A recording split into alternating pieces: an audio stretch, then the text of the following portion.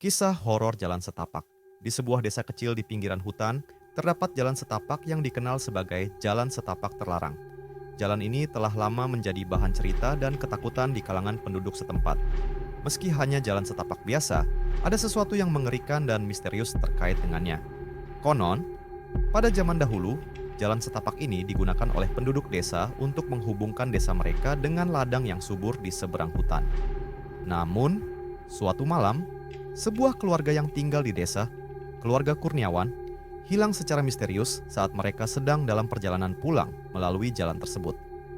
Keluarga ini terdiri dari ayah, ibu, dan dua anak kecil, tidak pernah kembali ke desa. Sejak saat itu, penduduk desa menghindari jalan setapak itu, terutama setelah matahari terbenam. Mereka percaya bahwa jalan tersebut telah terkena kutukan dan bahwa roh-roh dari keluarga Kurniawan yang hilang masih berkeliaran di sana. Konon, setiap malam bulan purnama, suara tangisan dan jeritan dapat terdengar dari dalam hutan, dan bayangan-bayangan gelap tampak berkeliaran di sepanjang jalan. Suatu malam, seorang pemuda bernama Raffi yang baru saja pindah ke desa merasa penasaran dengan kisah-kisah tersebut. Raffi, yang dikenal sebagai orang yang skeptis dan berani, memutuskan untuk menyelidiki jalan setapak itu sendiri. Ia berbekal senter dan kamera, bertekad untuk membuktikan bahwa cerita tersebut hanyalah mitos belaka. Saat Raffi memasuki jalan setapak, suasana di sekitar mulai terasa aneh.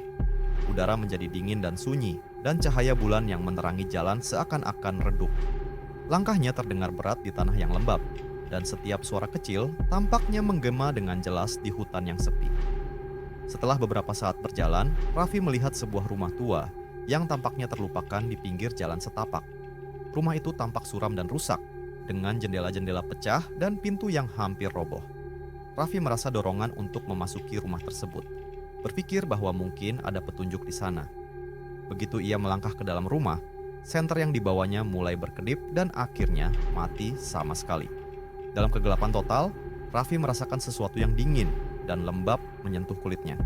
Tiba-tiba, ia mendengar suara bisikan lembut yang seakan-akan datang dari segala arah. Suara itu mengucapkan nama-nama, termasuk nama-nama anggota keluarga Kurniawan. Ketika Raffi mencoba mencari sumber suara, ia merasakan kehadiran bayangan-bayangan yang bergerak di sekitar.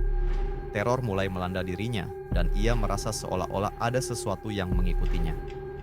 Ketika ia berbalik untuk pergi, Raffi melihat sebuah sosok putih yang tampak seperti hantu wanita dengan mata kosong menatapnya.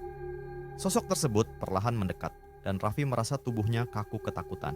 Akhirnya, Raffi berhasil melarikan diri dari rumah tua dan berlari menyusuri jalan setapak dengan cepat. Saat ia sampai kembali ke desa, wajahnya pucat dan napasnya terengah-engah.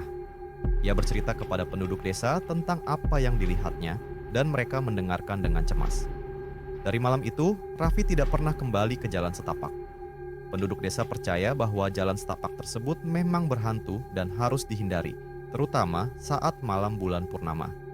Kisah Raffi dan keluarga Kurniawan terus menguatkan kepercayaan mereka bahwa ada sesuatu yang mengerikan yang menunggu di dalam kegelapan jalan setapak terlarang itu, sesuatu yang seharusnya tidak pernah mereka coba untuk mengungkap lebih jauh.